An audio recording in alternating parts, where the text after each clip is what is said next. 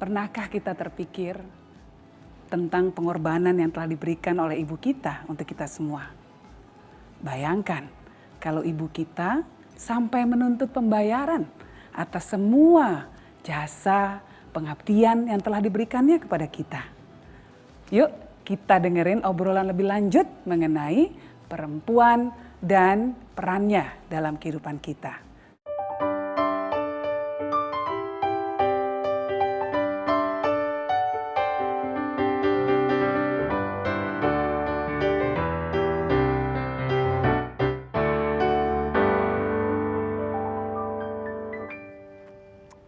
Selamat malam, apa kabar pemirsa? Semoga semuanya dalam keadaan sehat dan senang sekali kami bisa kembali menjumpai Anda. Dan seperti biasa, di malam minggu ini saya tidak sendiri, saya bersama dengan teman-teman saya yang kece-kece. Ada Nadia Mulya, ada Lolita Agustin, ada Sahila Hisham, dan juga ada Balkis Manisang. Dan kita nggak cuma berlima di sini ya, kita akan mengundang siapa kali ini? Karena memang kita juga mau menyambut Hari Ibu ya, jadi kita mau mencari sosok-sosok wanita yang memang inspiratif, tidak hanya dari kiprahnya mereka dalam bidang apapun yang mereka lakukan. Yes. Tapi juga sebagai sosok yang inspiratif as a mother, membesarkan generasi bangsa, anak-anak mereka. Dan tokoh kita yang satu ini benar-benar fearless.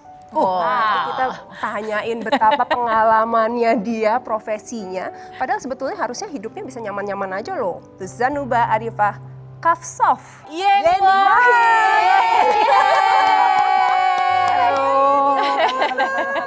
Halo Mbak. Halo Mbak Yeni. Apa kabar Mbak Yeni? Sehat ya? Tos. Aku dari jauh tuh kayak gagal fokus gitu, kayak seger pakai baju warna orange. Mengenal Mbak Yeni pastinya juga mengenal adik-adiknya juga, mengenal sang ayah juga. Mungkin bisa sedikit menceritakan juga nih. Karena kita tahu almarhum ya sebagai seorang sosok yang memang sangat luar biasa dengan pemikiran yang visioner. Tapi dari kacamata seorang daughter, apalagi kalau daddy's girl gitu ya. Pasti adalah hal-hal yang tidak bisa kita ketahui yang hanya mungkin Mbak Yeni aja bisa tahu. Oke, saya ceritain ya hal yang mungkin buat orang lain sepele banget gitu ya, buat saya bermakna. Bapak saya itu orang Jawa dan kemudian dari kalangan pesantren. Yes. Sehingga bapak saya tuh kaku kalau mengekspresikan perasaan. Nah, waktu saya kuliah di Harvard, saya tuh kepengen banget bisa bikin orang tua saya bangga. Nah, terus di sana ada perlombaan pidato di Harvard kampus. Ya. Nah, yang menang boleh pidato mewakili angkatannya. Saya pikir ini momen nih, kalau mau bikin bangga ya ini gitu kan. Akhirnya saya nekat daftar untuk bisa ikut perlombaan itu. Walaupun tahu ini kayaknya agak impossible. Bahasa Inggris, musuhnya orang-orang, saingannya anak-anak Amerika yang ngigo aja bahasa Inggris. Saya ngigo bahasa Jawa, gimana dong gitu kan. Tapi saya pikir saya nekat, saya harus coba, Pokoknya saya kepengen banget pidato depan mama sama bapak. Menang. Menang, gak nyangka juga gitu menang. Akhirnya ya udah pidato depan mereka, saya pakai kebaya, Olga.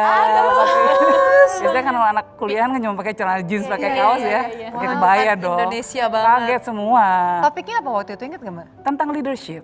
Gus Dur datang. Saya nggak ngasih tahu kalau saya akan pidato. Oh gitu. Wow. Karena pas ingin nonton gitu ya. Nonton. Ibu saya berderai air mata gitu waktu itu gitu. Nah, terus ya udah kan. Menang. Gus Dur tetap dong nggak ngomong apa-apa. Cool gitu, Cool, tetap jaim. Anaknya ngomong gitu.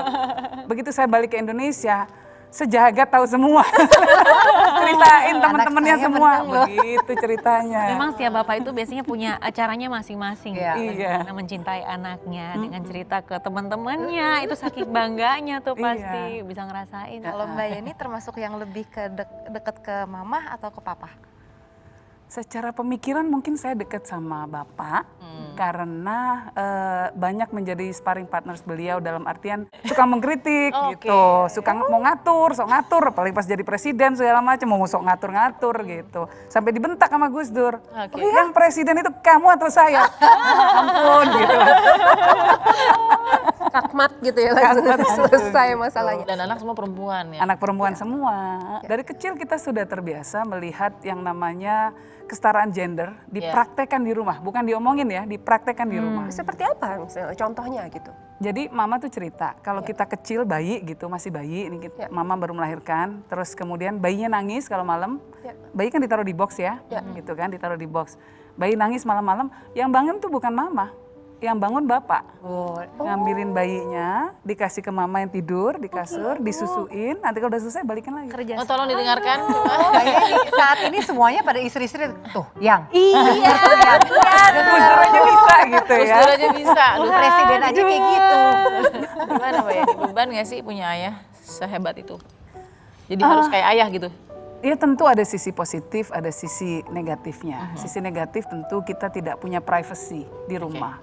Dan kita diukur dari sosok ayah kita. Semua hal dibanding-bandingkan sehingga kita menjadi pribadi yang selalu menjadi bayang-bayang orang lain pasti nggak enak. Iya. Ya.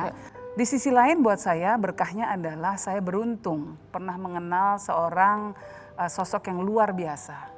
Karena pengalamannya, karena cara berpikirnya gitu. Buat saya Gus Dur bukan cuma seorang ayah tapi juga pemimpin saya.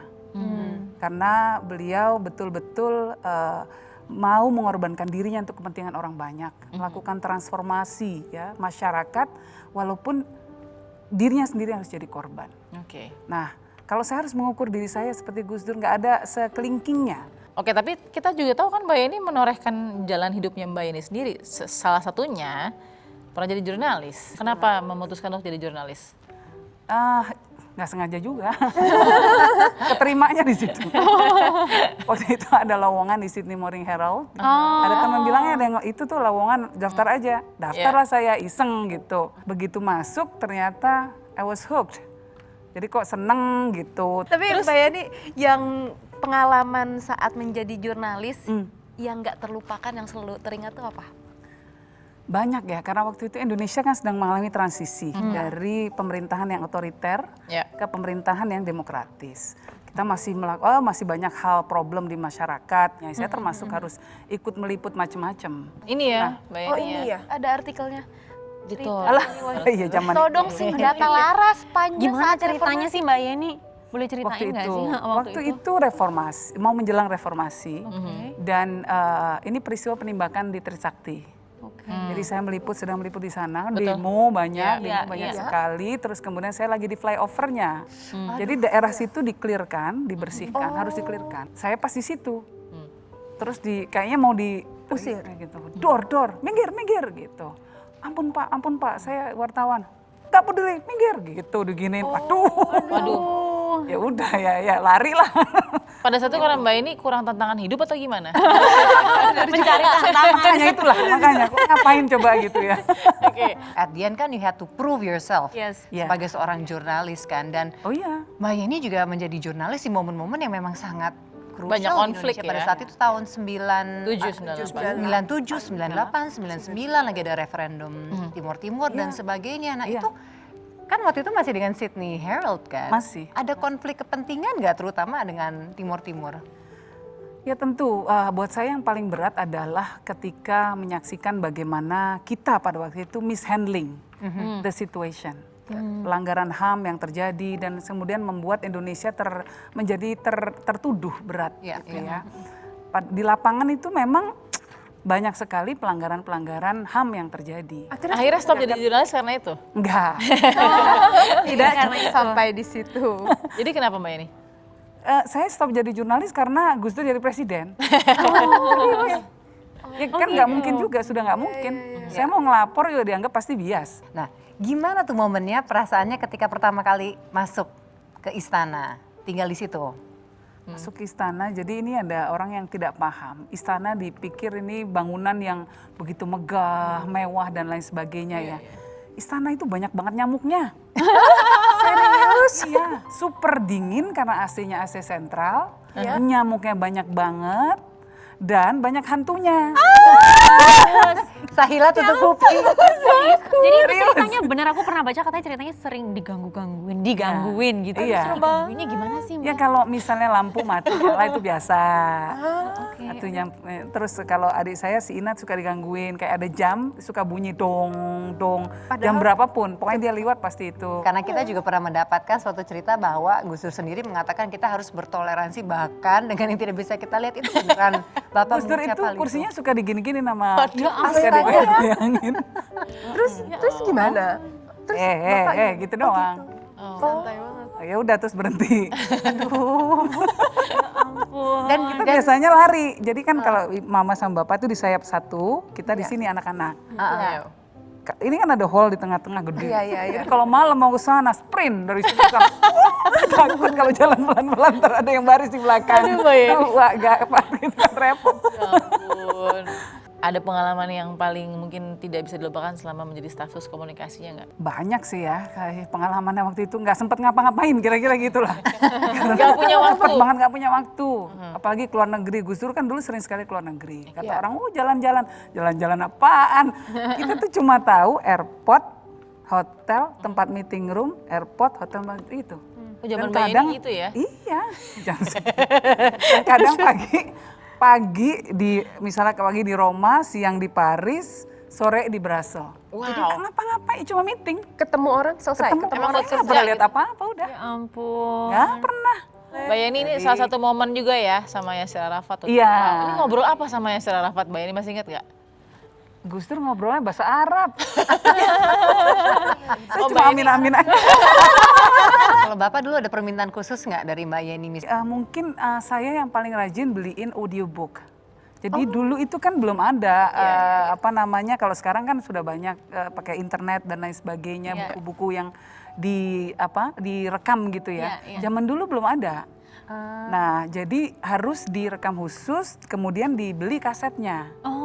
Nah, saya biasanya kalau keluar negeri tuh selalu setengah koper khusus untuk audiobook buat Bapak. Wow. Mbak Yeni sendiri sebagai seorang perempuan juga punya banyak sekali peran. Jadi aktivis iya, direkturnya Wahid Institute iya, jadi istri iya, bahkan jadi ibu 3 orang anak juga iya. Wow. Itu gimana bagi waktunya? Aku ngebayangin aja udah darah tinggi nih, darahnya naik gitu kan. Nanti kita akan ngobrol lagi dengan Mbak Yeni, jangan kemana-mana, tetap di Saatnya Perempuan Bicara.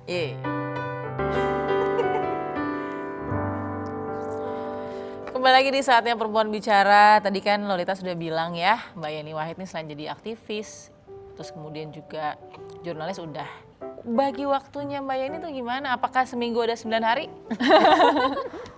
Dengan susah payah. Dengan susah payah, oke. Iya. Dan keikhlasan. Keikhlasan suami dan anak-anak. Gimana tuh Mbak Yeni? Iya.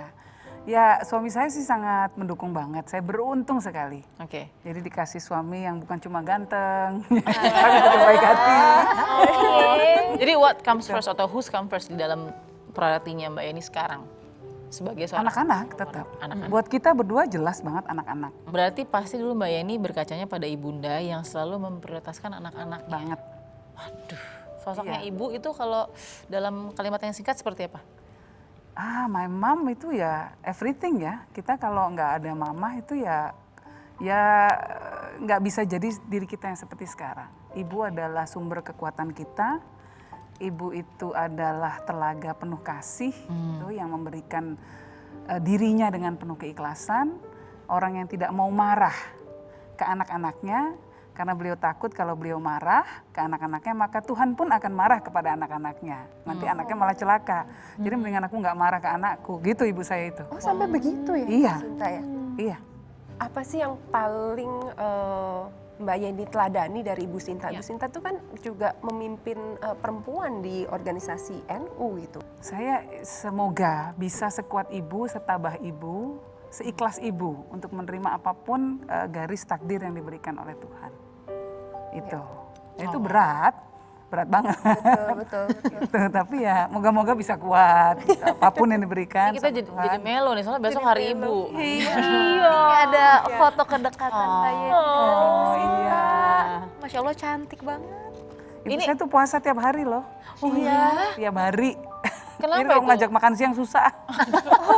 Nggak bisa. Ini dapat penghargaan atau apa Mbak Yeni? Iya, dapat penghargaan. Jadi Ibu Sinta Wahid itu pernah mendapat penghargaan dari majalah Time. Mak Time. ya. Sebagai satu dari 100 orang paling berpengaruh di dunia. Luar biasanya Mbak Yeni juga dapat penghargaan yang senada. Apa penghargaannya? Asia's Most Influential. Influential. most influential. Jadi dianggap orang yang berpengaruh di Asia gitu. Padahal saya pikir di kampung saya aja nggak ada pengaruhnya. Menurut Mbak Yeni, tapi Mbak Yeni nggak tahu udah berapa wanita yang makin berani sekarang bersuara karena Mbak Yeni di sana. Dan Amin, terutama di amin. East Village-nya itu yang udah pasti Iya. memberi pengaruh. Tapi saya kalau boleh kasih pesan ya Iya. buat semua gitu ya. Perempuan itu sangat dipenuhi beban ganda ya, terutama dalam rumah tangga. Ya. Perempuan disuruh masak, nyuci dan lain sebagainya. Iya. Padahal kalau ini dihitung, dikuantifikasi nilainya.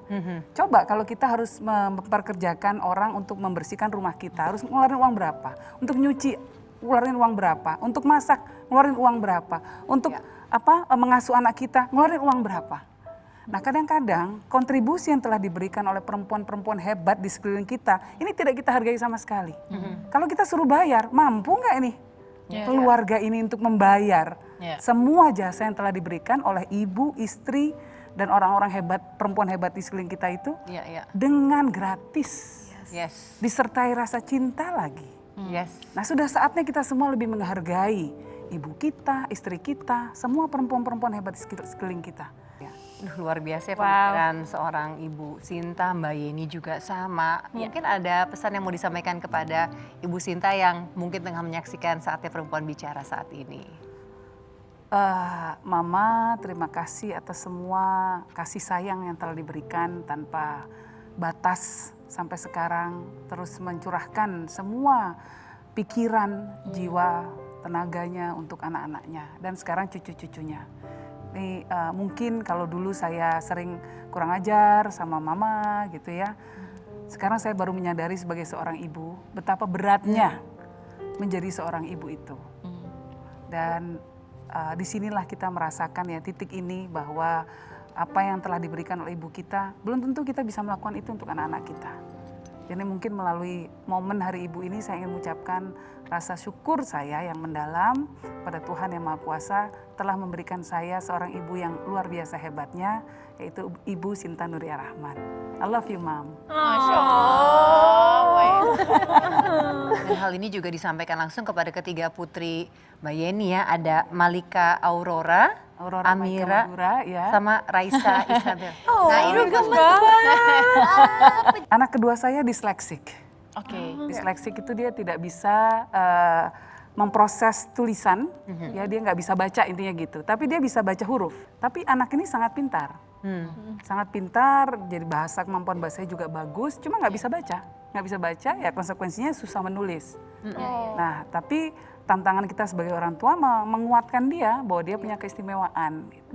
Nah, biasanya kalau yang saya katakan kan dulunya suka stres karena diledekin adiknya. Oke. Adiknya umur 5 tahun udah jago banget baca. Terus adiknya suka nyombong ke tamu, aku udah bisa baca, kakak belum. Nah, makanya stres. Jadi agak down ya. Agak down gitu. Jadi anak saya itu juga kalau baca hurufnya itu jadi blur gini, goyang. Dia nggak bisa fokus, jadi nggak kelihatan. Kalau dia capek, kalau ini atau lari-lari, pokoknya ini sekali. Itu ada namanya Irlen syndrome. Oke. Nah, kemudian bagaimana mengatasi kesulitan belajar itu? Apakah ada les atau harus dibacakan? Nanti pas ujian gimana? Iya. Belajarnya lewat Jadi yang mendengar pertama mungkin ya. dikuatkan dulu mentalnya bahwa dia istimewa dan memang cara membacanya berbeda. Tapi saya selalu mengatakan, Yangkung dulu nggak bisa lihat sama sekali loh, tapi bisa jadi presiden loh. Kamu baru cuma nggak bisa baca ini, pasti bisa. Dan banyak sekali orang-orang hebat yang disleksik. Katanya Lee Kuan Yew disleksik, Walt Disney disleksik, Steve Jobs disleksik. Saya pikir wah oke juga nih masa depannya kalau jadi Tapi ingin mengucapkan terima kasih yang tak terhingga kepada Mbak Yeni sudah hadir di sini, memberikan beneran loh Mbak, memberikan inspirasi dan boleh ya Mbak Yeni sebelum berpamit, boleh dong menyanyikan lagu yang Nina Bobo untuk anak-anaknya itu, siapa tahu itu nanti bisa saya rekam juga pas anak mau bobo diputer.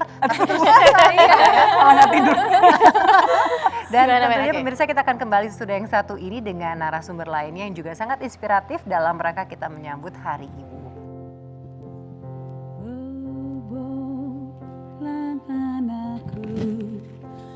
Kau buah hatiku, pejamkanlah matamu. Bobolan aku, cahaya hidupku, selamat mimpi yang indah. Bintang di langit bersinar terang, bulan yang bundar terangi bumi.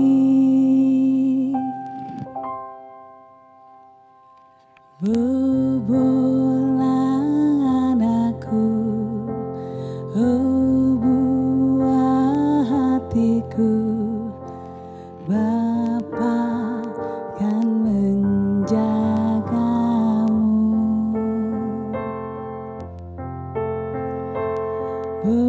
Bobolan aku, malaikat kecilku, Mama sayang padamu.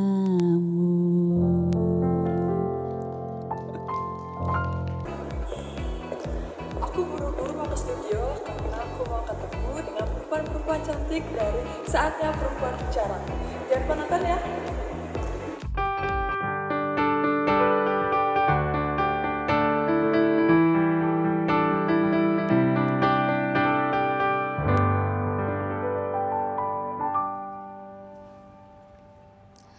Kembali lagi di Saatnya Perempuan Bicara. Nah, bintang tamu kita malam ini selanjutnya, wah, aku tuh ngefans banget, seneng gitu kalau ngeliatin perjalanan cerita Mbak yang satu ini. Dan dia adalah sosok yang empower to grow. Silakan Mbak Angki Yudhistia. Halo.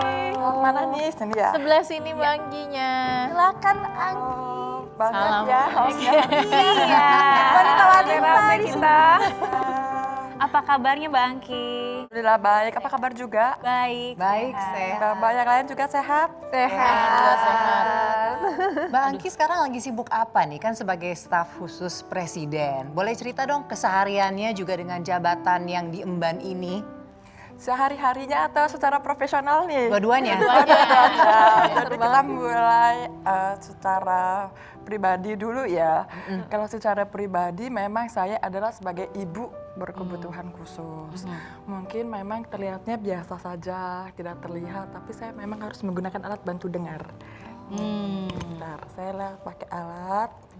Nah, ini alat di kedua telinga kanan kiri. Jadi kalau nggak pakai alat ini, suara anakku nangis juga nggak kedengeran. Ya, jadi kalau anaknya ngambek percuma karena ibunya nggak bisa dengar, ya kan? Jadi harus dicolek-colek. Jadi kalau harus lihat ekspresi, kadang marah, kadang nangis, kadang apa harus sehari-hari menggunakan apa namanya ekspresi gitu, ya kan? Nah, untuk secara profesional memang aku diamanahkan sebagai staf khusus Presiden di bidang sosial oleh Bapak Presiden. Perempuan berkebutuhan khusus ada di ring 1. Iya.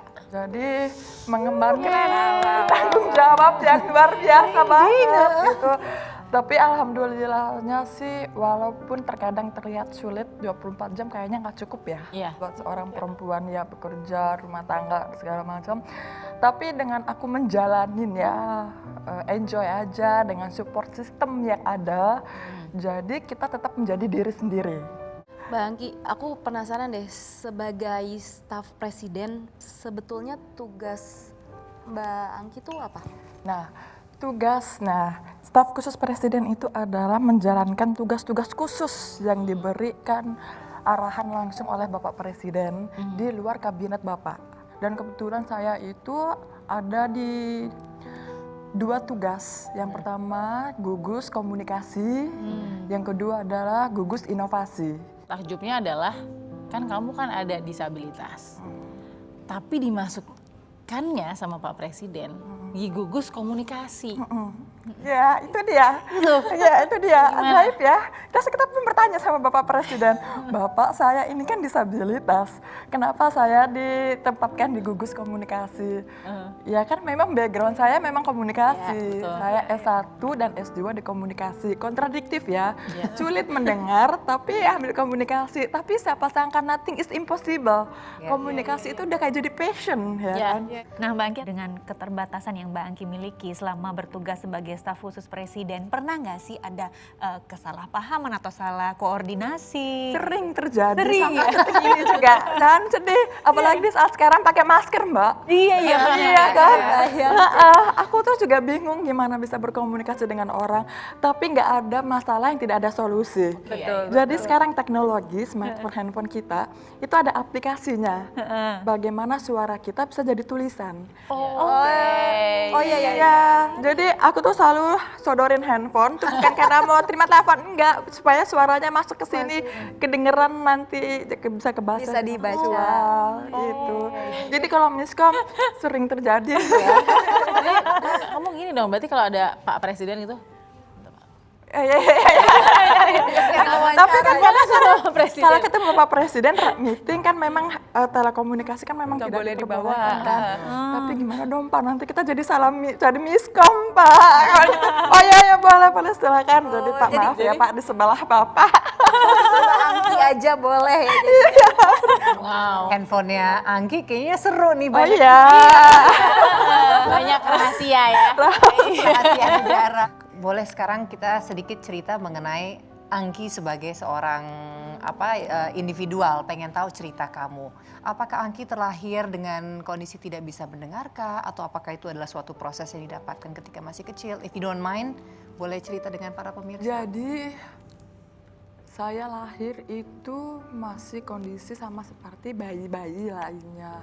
Hingga sampai umur 10 tahun itu mengalami disabilitas pendengaran karena antibiotik. Antibiotik? Karena sempat demam tinggi juga. Demam tinggi, antibiotik. Efek samping dari antibiotik itu. Jadi karena waktu itu 10 tahun sempat kena malaria. Malaria itu kan demam tinggi ya. Iya. Jadi orang tua saya itu memang bekerjanya pindah-pindah. Suatu ketika ada di Indonesia Timur, panas tinggi, malaria. Jadi ketika saat itu teknologi belum secanggih sekarang. Kalau mau dilihat perjalanan pada waktu itu susah. Siapa sih yang mau minta menjadi disabilitas yang sebelumnya tidak disabilitas menjadi disabilitas, apalagi disabilitas yang tidak terlihat, ya kan, tidak terlihat. Menurut orang kamu bisa, kamu baik-baik aja, tapi kan sebenarnya dalam diri itu tidak baik-baik saja. Berjuang bagaimana bisa menunjukkan bahwa saya mampu, itu kan bukan perkara hal yang mudah, bukan hal yang gampang itu. Saya bisa bertahan hidup ini karena orang tua. Karena bagaimana orang tua bisa menerima apa adanya dan berusaha mungkin untuk memaksimalkan. Bagaimana cara memaksimalkannya itu adalah dengan pendidikan. Mungkin orang mikirnya oke, Angki sudah sampai jenjang pendidikan sudah tinggi, sekarang sudah di staf sus, Pak Presiden. Nah, tapi kan tadi kan baru kehilangan atau mungkin berkebutuhan khusus di umur ke-10 tahun. Diksi anak umur 10 tahun, perbendaharaan kata anak umur 10 tahun itu kan sangat jauh dengan Angki saat ini. Nah, paling berjasa untuk menolong Angki sekarang kalau kita dengar nih Angki bicara, itu seperti orang yang nggak ada kebutuhan khusus gitu. Mengajarkan perbendaharaan kata itu semua. Karena kalau bicara lancar ini, karena kan nggak dari lahir. Betul. Memang sudah mendengar suara. Betul. Nah, berbeda dengan teman-teman yang lain. Karena dari lahir, jadi tidak terlalu mendengar suara. Jadi bingung bagaimana mau mau mengucapnya. Karena memang aku nggak dari lahir, jadi memang masih sempat bicara, masih sempat mendengar gitu. Jadi bisa berkomunikasi. Nah, perjalanan panjang ini bagaimana bisa? Karena setiap hari aku ketemu orang baru. Yang tiap hari harus liatin gerakan bibirnya, macam-macam ya, gincunya pada bagus-bagus ya. Gitu. Iya kan, pada bagus-bagus. Jadi kadang-kadang kan orang selalu memandang mata, turun ke hati. Kalau saya lihat mata, lihat gerakan bibir, naiknya ke otak supaya mikir. Bagaimana tuh jawaban berikutnya. Wow. Tapi kita juga ingin tahu sebenarnya orang-orang yang berjasa, khususnya orang-orang yang paling dekat dengan Angki, seperti apa sih ceritanya? Atau melihat Angki seperti apa, ibunda, suami mungkin atau anak, mungkin kita akan tanya sesaat lagi ya. Kita akan sambung lagi di Saatnya Perempuan Bicara. Terima kasih pemirsa masih setia bersama kami di Saatnya Perempuan Bicara. Kami masih bersama dengan bintang tamu malam ini, Angki Yudhistia. Nah kalau tadi nih Mbak Angki, Mbak Angki sempat mengucapkan bagaimana sih peran dari orang-orang terdekat Mbak Angki. Nah sekarang sudah jadi ibu, tapi kita pengen tahu dulu peran seorang ibunda dalam kehidupan Angki itu seperti apa sih? Ibuku tuh memang disiplin karena apa? Kita jadi lebih menghargai waktu, lebih on time, ya kan, lebih on time. Jadi tiap hari aku sekolah, pulang sekolah harus les karena ibuku tahu aku pasti kesulitan di sekolah. Jadi kenapa aku harus les, mempelajari pelajaran yang sebelumnya dan mempersiapkan untuk besok. Gitu. Jadi ikut les, beristirahat, tidur, belajar lagi, begitu aja seterusnya. Sampai begitu kuliah, aku benar-benar dibiarkan mandiri. Aku ngekos. Jadi kamu pergi kuliah, kamu pergi sendiri naik angkot, transportasi, angkutan umum, biar kamu tahu gimana sih naik transportasi sendirian. Wow. Luar biasa banget ya, aku itu luar biasa banget. Jadi aku naik kereta, naik bis, naik macam-macam gitu. Karena kita tahu bagaimana ketika ada kesulitan diselesaikan sendiri. Jadi setegas itu. Tapi hasilnya adalah saat ini bisa dilihat bahwa menjadi perempuan itu memang harus mandiri. Nah tapi Angki punya anak perempuan 2 ya? Betul. Nah apakah Angki mau menerapkan cara ibu pada anak-anak? Kan sukses nih. Iya. Buat caranya sekarang. Kalau sekarang kayaknya susah ya. Kalau melihat sekarang anak-anak sekarang itu karakternya lebih luar biasa ya. Jadi kalau sekarang dengan anak-anakku, aku berusaha untuk menyesuaikan. Anak-anakku sedini mungkin bisa mengambil keputusan apapun, tapi konsekuensinya pun dia juga harus tahu. Itu. Ibu peranannya sangat besar bagi Angki pastinya kan, untuk bisa membuat Angki itu mendapatkan kesempatan yang sama seperti orang-orang yang tidak memiliki kebutuhan khusus. Ketika Angki dipanggil sebagai staf khusus, apa kata ibu? Waduh, ketika aku menjadi staf khusus, aku ada suami. Jadi kayaknya suamiku dulu deh baru. Kalau kata ibuku cuma bilang, kamu izin sama suamimu. Karena sekarang kamu adalah tanggung jawab suami kamu. Kalau suami kamu mengizinkan, berarti mama akan mengizinkan. Jadi tanggung jawab kamu adalah milik suami. Jadi nurut sama suaminya dulu, baru sama ibu. Wow. Penasaran Angki, jadi ketemu suami di mana? Oh iya. Pertanyaan kepo, Mbak. Aku bertemu suamiku itu memang bukan di satu pertemanan juga, bukan satu pergaulan, bukan satu frekuensi juga. Aku orang komunikasi, suamiku orang akuntansi. Jadi Jodoh aja gitu ketemu. ya, jadi kayak Mbak punya teman yang jomblo, bisa dikenalkan. Dikenalin sama temen. Dikenalin temen jadi. Itu. Nah Kak Angki kan udah berkeluarga, punya anak 2. Apa sih perbedaannya setelah Kak Angki menjadi ibu? Perbedaannya adalah ibu ini adalah contoh anak-anak ya. Memang anakku semuanya tahu kalau ibunya nggak bisa dengar, ya kan? Ibunya nggak bisa dengar. Awalnya takut, apalagi dari bayi aku kalau malam-malam nangis, aku aja ngedengar, ya kan? Jadi suamiku yang minjem telinganya, cuma nyolek-nyolek. Anaknya nangis, ya kan. Tapi kan kayak gitu kan ada perasaan yang merasa bersalah pada awalnya ya. Tapi ya namanya juga manusia. Kalau kita pengen lebih, tapi kita nggak bisa. Ya mau nggak mau kita harus menerima diri kita apa adanya gitu. Jadi perbedaannya ini adalah aku pun tetap jujur sama anakku bahwa mami nggak bisa dengar. Jadi jangan teriak-teriak jangan nangis-nangis. Jadi kalau mau manggil mami, maminya dicolek aja, mbak dicolek aja gitu. Awalnya kan juga anak kecil kan juga, mami kenapa sih gitu kan. Tapi karena lihat maminya pakai alat dengar, kalau maminya belum pakai alat, dia datang sendiri. Mami alatnya jangan lupa gitu. Atau mami pakai dulu deh alatnya, aku mau ngomong sama mami kayak gitu. Aku penasaran ya, Mbak Angki ini seorang ibu, staf khusus presiden, punya yayasan juga, dan sekarang di saat pandemi anak-anak lagi sekolah dari rumah, itu gimana bagi waktunya? Wow. Aku yang ngebayangin aja udah pusing. Emosinya juga nggak sanggup ya. Emosinya 24 jam itu memang nggak cukup.